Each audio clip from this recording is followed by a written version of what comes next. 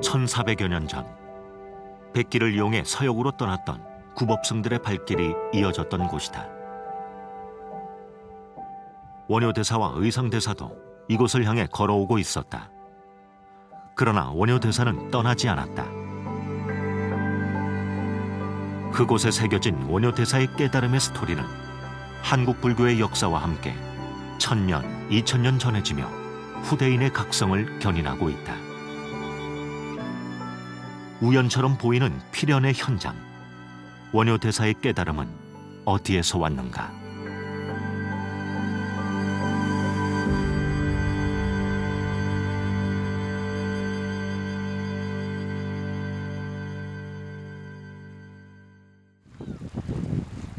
(6세기) 중반, 관산성 전투에서 승리한 신라는 당은포 개척에 나섰고, 진흥황 이후 당은포는 신라 최대 교역항으로 대외 무역의 중심지였다.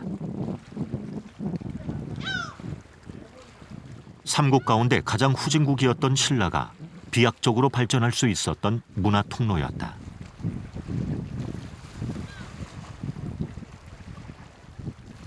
(44살의) 원효대사와 36살의 의상대사도 이곳을 향하고 있었다.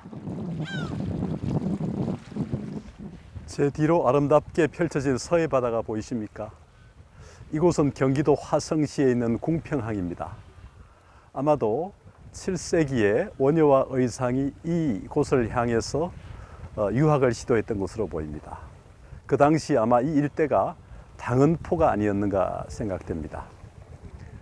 서기 650년에 원효와 의상은 중국 당나라로 돌아온 현장 법사의 신유식을 흠모해서 유학을 시도하게 됩니다. 당시에는 고구려의 영토를 지나서 요동까지 갔다가 요동에서 고구려 술락군에게 세작, 즉 간첩으로 오인받아 가지고 감옥에 갇혔습니다. 다시 풀려난 이후에 신라로 돌아옵니다. 그 이후 661년에 이번에는 이 바닷길을 향해서 2차 유학을 시도하게 됩니다. 원효와 의상은 아마 6월 20일 전후, 당시 아마 장마철로 추정됩니다만 이 서해 당은포를 향해서 2차 유학을 떠나게 됩니다. 그런데 먼 길을 걷다가 장마비가 내리기 때문에 비를 피해서 한 무덤 속으로 들어갔습니다. 물론 첫날에는 땅막이라고 하는 곳인 막장으로 들어가서 잠을 눕혔습니다. 근데 그 다음날 아침에 보니까 무덤이었죠. 근데 비는 칠흑같이 내렸기 때문에 다시 하루를 더 잠자게 됩니다. 잠을 자다가 새벽에 일어나서 갑자기 원효는 외치게 되죠. 그래서 어젯밤 잠자리는 땅막이어서 매우 편안했는데 오늘 밤 잠자리는 무덤이어서 매우 뒤숭숭하구나. 알겠도다. 마음이 생겨남으로 가지가지 현상이 생겨나고 마음이 사라짐으로 땅막과 무덤이 둘이 아니다. 삼계는 오직 유심이요 내 마음속에 있고 만법은 오직 내 인식 속에 있다. 내 마음 밖에 어떤 현상이 없는데 어디에 가서 따로 구하리. 나는 당나라 가지 않겠다 라는 오도성을 외치고 바랑을 메고 원효와 의상은 서로 헤어집니다. 원효는 신라 서라불로 돌아가고 의상은 이곳 당은포에서 배를 타고 당나라로 건너가게 됩니다.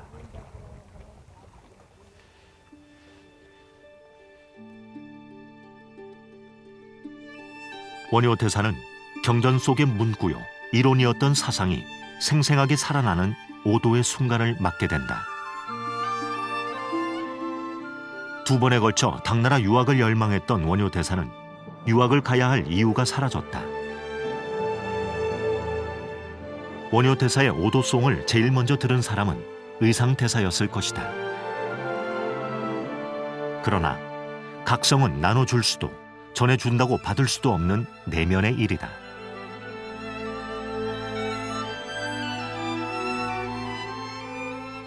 당시 당은포는 당항성의 관할 지역이었다. 당항성으로 추정되는 당성이다.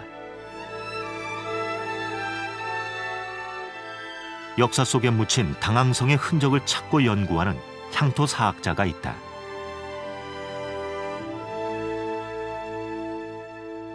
예, 화성 이 봄 풍경이 좋습니다. 저기 그 성곽만 성이 여기에 6개가 있습니다, 주에. 그리고 포구도 여기에 화성시 전체 포구가 좀 27개인데 이 근처에 있는 포구가 역시 6개가 있습니다. 선생님, 여기가 되게 당성 또는 당항성이라고 알려져 있는데요. 네. 이 경기도 화성에 있으면서 중국으로 가는 하나의 그 통로, 해상 통로여서 상당히 요충지어서 그렇죠. 삼국이 일찍이 특히 고구려 백제 또 신라 백제가 많이 갈등한 그런 곳이라고 알고 있습니다. 예. 이 당성 또는 당항성에 대해서 한번 말씀해 주시죠. 이쪽에는 지금 457년에 고구려가 이 백제를 침략하기 이 전까지는 여기가 백제 지역입니다. 예. 백제 지역인데 그 뒤에 백제하고 신라가 또 합해가지고 고구려를 그 물리친 게가 553년입니다.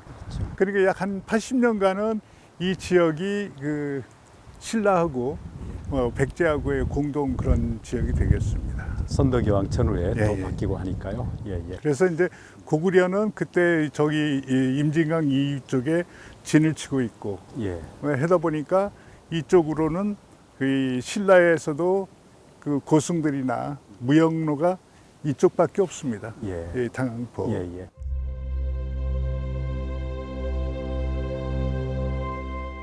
대당무역의 관문이었던 당항성은 뺏고 뺏기는 구군이 달린 군사 요충지였다. 오래된 성마다 역사와 문화를 간직하고 있지만 당항성이 더 각별한 것은 원효 대사가 개벽의 순간을 맞이한 곳이기 때문이다. 수많은 굽업승들이 이 성곽 위에 올라 유학의 꿈을 다졌을 것이다. 지역 자체가 여기가 상당히 그 어떤 이 해상 항로로서의 지역 자체는 그 굉장합니다. 이쪽이. 예, 그렇게 보입니다. 예. 이쪽이 굽업 루트로 알려져 있어서 예, 그렇죠. 고성들이 예. 대개 당나라 유학을 갈 때, 예. 물론 그 이전 수나라 때까지 또 그 이전은 남북조시 때까지 이쪽 관문을 통해서 나간 거로 되게 알려져 예. 있습니다. 저쪽에 바로 건너서 이게 바로 밑에가 원골이 되겠습니다. 원골. 예. 그다음에 건너다 보이는데 이제 화란 지인이 돼 있는데 예, 나루터. 화란 지인이 거기에는 작은 수군 첨 그 절제사가 있던 데입니다. 이게 그 다음에 이 안쪽으로 가면은 이제 남경포라는 또 포구가 있습니다. 예. 그 포구가 그러니까 이 당성 주변으로 해서 포구가 6개가 있습니다. 그래서 여기가 굉장히 중요한 그 이 수로 그 포구가 되겠습니다.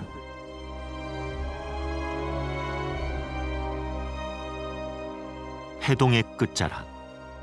신라의 유학생들은 목숨을 걸고 굽업의 길을 떠났다. 일찍이 육로 입당에 실패한 원효와 의상은 11년 뒤 해상로를 선택했다. 그 원효 대사나 그 의상 대사께서 그 정도 학식이 있는데 어떻게 당나라로 뭘 배우러 가시려고 또 기억까지 오셨는지 모르겠습니다. 아마도 이제 그 당시에 견당사나 예. 유학성들을 통해서 아마 소문을 접했던 거로 생각합니다. 예. 중국의 선진 문물, 특히 중국의 당나라의 대표적 고성이었던 현장 법사가 인도로 17년 유학을 갔다가 돌아와서 많은 경론을 번역하고 네. 새로운 유식학을 이제 펼치고 있다는 소문을 아마 견당사 내지는 견당 그 생들 네. 또 유학성들을 통해서 전해 들었던 거로 압니다. 그래서 지적 호기심이 강했던 의상이 아마 원효 대사에게 제안을 했던 것으로 알고 있고요. 1차 유학 때는 고구려로 갔다가 잡혀서 예. 돌아오기 때문에 실패했고 다시 2차 유학은 661년에 이쪽을 향해서 이제 이번엔 바닷길로 가기 위해서 이쪽으로 왔던 거로 보입니다. 아, 여기가 그런 새로운 학문을 배우러 나갈 수 있는 그 항구가 되겠습니다. 예, 그렇게 볼 수 있죠. 예. 새로 문물의 문명의 어떤 그 수용처이기도 하고 또는 출구처이기도 하는 뭐 그런 것이 아닌가 생각합니다. 오직 배움과 깨달음에 대한 열망으로 떠났던 원효와 의상의 당나라 유학길. 그러나 두 사람의 동행은 여기까지였다. 당항성으로 가는 길목의 야산. 20여 년 전 이곳에서 의미 있는 발굴이 이루어졌다. 이 일대가 무덤들이 많이 있는 예, 공동묘지였다는 거죠? 공동묘지죠. 예. 그래서 이쪽에가 무덤이 있는데 이 능선에 무덤이 있는 걸로 그 정신문화연구원에서 1997년에 발굴한 보고서가 있는데 예. 거기에 보면은 그 무덤 자체의 모양이나 이 석축으로 싼 모양 자체가 그대로 보고서에는 지금 남아 있습니다. 예. 그러니까 이제 이 일대가 공동묘지 무덤이 많아서 정확하게 어딘가 비정하기는 참 어려울 것 같습니다만은 어쨌든 간에 무덤이 많다는 거하고 성인 남자 두 사람이 들어가서 하루 또는 이틀을 잘 수 있는 무덤이 이 일대 어디에 있었다는 거. 이 살치만 알더라도 중요하지 않는가 생각이 되고 더욱더 중요한 것은 아무래도 이 무덤에서 깨달음을 얻었다는 것. 그리고 더 이상 유학의 필요성을 못 느꼈다는 것. 단순한 공간 이동이라는 게 아무런 의미가 없다는 것을 확인했다는 그 무대가 바로 이 일대였다는 사실. 이게 굉장히 중요하지 않을까 생각합니다. 그렇습니다. 예. 무덤군이 발견된 백곡리 고부는 당성으로 가는 길목이다. 무덤에서 깨달음을 얻은 원효 대사의 오도처로 보는 까닭이다. 여기서 그 깨우쳤다는 그 일체 유심조가 어떤 그 의미를 가지고 있는지 교수님이 좀. 예, 뭐 일체유심조는 화엄경에 나오는 말이죠. 모든 현상은 내 마음이 만들어낸다는 그런 말이긴 합니다만 원효의 오도송의 근거에서 보면 어젯밤 잠자리는 참 땅막이어서 매우 편안했는데 오늘 밤 잠자리는 무덤 속이어서 매우 뒤숭숭하다는 이런 얘기를 하지 않습니까? 그러니까 어젯밤이라고 하는 편안함, 오늘 밤이라고 하는 어떤 두려움, 이 분별, 그러니까 우리 마음에 맑고 해맑고 깨끗한 마음이 있는 반면에 또 하나는 그 물들고 때 묻은 측면이 있는 건데 이 어제와 오늘의 이 상극적인 대립적인 분별의 그 근원에 있는 큰 마음, 더 큰 마음, 이 한 마음을 발견했던 거죠. 그런 마음을 발견한 곳이 바로 이곳이어서 더 이상 유학의 필요성을 느끼지 않고 신라로 과감하게 돌아간 것이 아닌가 그렇게 생각합니다. 아유, 뭐 좋은 말씀입니다. 시들지 않는 배움의 의지, 깨달음에 대한 강렬한 열망이 있었다. 고생스러운 여정 속에 우연처럼 찾아온 깨달음의 순간을 맞게 된다. 화두처럼 일체 유심조를 품고 있었기에 벼락처럼 강렬했던 깨달음, 새로운 존재로 탄생하는 각성의 순간이었다. 원효 대사는 그렇게 무덤가에서 대광명의 실상을 깨우친다. 법계의 주인공이 된 것이다. 깨달음을 나눌 수는 없지만 후대인은 고승들의 깨달음을 딛고 각성의 길로 갈 수밖에 없다. 원효의 깨달음으로 영감을 주는 도량이 있다. 화성 당황성을 향해 길을 떠났던 원효와 의상 대사는 아마 이 일대, 특히 평택 화성 이 일대를 아마 지나갔을 가능성이 있습니다. 경기도 화성과 평택 일대는 신라 당시 중국으로 가는 관문이 있었다고 하지요. 그 중에 특히 당황성이 있는 화성은 원효의 오도처라고 흔히들 얘기합니다. 그러나 그 옆에 있는 평택도 역시 같은 맥락에서 볼 수 있을 겁니다. 그래서 원효와 의상의 깨달음의 계기를 마련한 화성과 평택 일대의 사찰들, 이를테면 화성의 신흥사나 평택의 수도사는 원효 대사의 깨달음의 내용을 뒷받침하기 위해서 열심히 개성과 조술 작업을 해나가고 있습니다. 특히 이곳 평택 수도사는 원효 대사의 오도 깨달음을 체험할 수 있는 체험관을 근래에 세웠습니다. 그러면 체험관으로 옮겨가서 어떻게 깨달음을 체험할 수 있는지 그 느낌을 한번 우리가 직접 경험해 보도록 하겠습니다.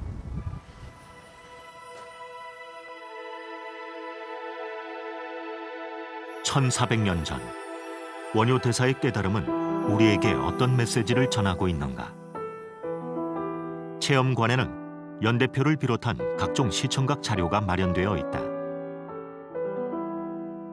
원효 대사에 대한 이해와 깨달음의 배경, 치열했던 구법 여정을 가늠해 볼 수 있다.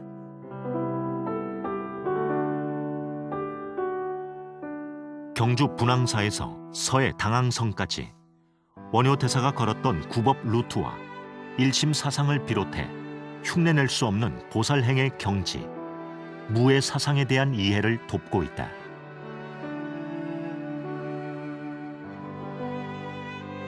그러면 깨달음의 순간은 어떠했을까? 칠흑 같은 어둠 속 돌무덤을 체험관으로 구현해 놓았다.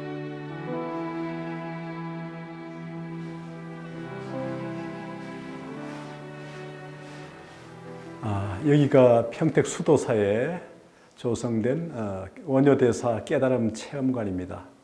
이렇게 만들어 두니까 초중고생들 또 일반인들에게 교육관으로서의 효과가 상당할 거라고 생각이 됩니다. 원효대사가 이와 같은 무덤 속에서 하루를 자면서 아주 편안하게 잠을 잤는데 또 하루를 더 자게 되면서 여기서 큰 깨달음을 얻게 됩니다. 그 깨달음을 우리는 흔히 일심의 발견이다 이런 말을 합니다. 근데 이제 이 일심이라는 게 과연 뭐냐 하는 부분에 대해서는 쉽게 설명하기가 어렵습니다.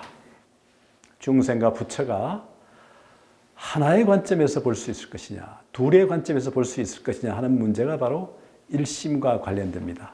중생이 부처가 되기 위한 길은 바로 일심을 발견하는 길이고 원효대사는 바로 이 무덤 속에서 어젯밤의 편안한 상태, 오늘 밤의 뒤숭숭한 상태의 근원에 자리한 일심을 발견함으로써 바로 깨달음을 얻게 되는 겁니다. 그 공간이 바로 이렇게 마련된 오도체험관이라는 것이죠. 이곳이 정확히 원효가 오도한 공간이라고 하는 비정은 할 수 없습니다. 다만 이 평택 수도사에서는 이곳을 원효가 깨달았다는 공간으로 재현함으로써 보다 많은 사람들에게 교육의 효과, 체험의 효과를 누리도록 배려했다고 생각합니다. 그런 의미에서 사찰이 할 수 있는 역할이라는 것이 단순하게 부처님 가르침을 전하는 것만이 아니라 실제 불자들에게 체험하고 느낄 수 있는 공간을 마련할 필요가 있다는 것을 여기 오도체험관에 와서 다시 확인할 수 있게 됩니다.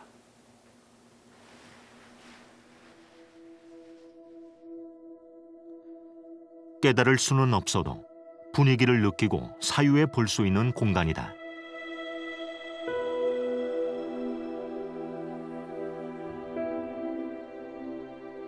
원효대사가 깨침을 얻고 난 이후에 서라벌로 돌아가서 많은 저작을 하게 됩니다. 백부 240여 권 가까이 있었다고 전해집니다만 현존하는 저술은 한 20여 종 조금 더 됩니다. 그 남아있는 저술들 속에서나마 원효 철학의 핵심인 일심의 철학이 굳건하게 재건되고 있다는 사실을 확인할 수 있습니다. 그런데 원효 대사가 한국 사상사에서 또는 한국 철학사에서 일심의 철학을 굳건히 확립함으로써 불교, 특히 대성불교는 커다란 하나의 정리가 되었다 볼 수 있을 겁니다. 철학사에서 원효의 일심은 이후에 진울선사의 진심의 철학, 그리고 태고의 자심, 나옹의 무심, 그 다음에 청의 휴정의 선심, 경허의 조심, 만의 유심, 성철의 돈심이라고 하는 중요한 키워드를 중심으로 사상적인 영향을 미치게 됩니다. 대개 한 철학자의 사상적 키워드는 그 한 열쇠말을 통해서 전 사상을 조망할 수 있게 됩니다. 원효의 일심은 불교의 대장경을 마음자리 심자로 정리할 수 있는 것처럼 이후에 불교 사상을 총집대성한 의미로서 일심을 촘촘하게 정리했고 그 영향은 동아시아 사상사, 특히 한국 사상사에서 깊은 영향을 미쳤고 그것이 한국 불교가 가지는 장점이자 강점이 되었다고 생각합니다. 원효의 일심 철학은 단지 개인의 철학으로 끝나지 않았습니다. 그의 일심 철학은 보다 많은 사람들의 영향을 미쳤고 후대 사람들은 그 영향 속에서 자신의 철학을 재현해 갔습니다. 원효 역시 자신의 일심 철학을 단순히 이론으로만 남기지 않고 구체적인 실천과 접목시켜 갔습니다. 정토 사상과 결합하면서 보다 많은 사람들과 만나면서 그리고 대중들에게 어떻게 해야 부처가 될 수 있고 어떻게 해야 부처다운 삶을 살 수 있는가 이것을 고민하면서 더불어 나누고 더불어 함께 했습니다.